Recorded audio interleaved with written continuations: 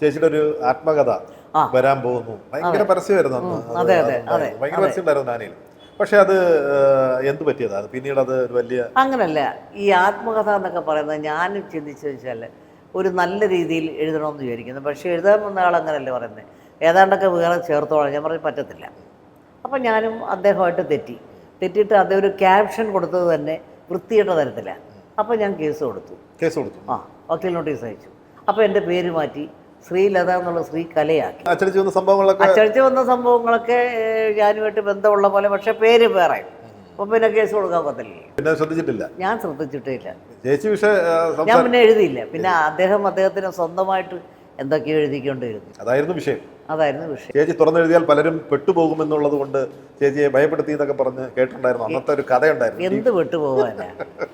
എനിക്ക് ആരുമായിട്ടും അങ്ങനെ ഒരു കണക്ഷൻ ഇല്ല. അവർ ചുമ്മാ അവരൊക്കെ അവരുടെ ഇതിനനുസരിച്ച് എഴുതിക്കൊണ്ടേയിരുന്നു. അത് നമ്മൾ വലിയ കാര്യമൊക്കെ പോലെ അതിനോട് നസീർ സാറ് പറഞ്ഞിരുന്നത്, അതൊന്നും വലിയ കാര്യമൊക്കെ പോകണ്ട, അതൊക്കെ അങ്ങനെ കിടന്നോളുന്നത് അതിൻ്റെ ഒരു ഭാഗമാണ്.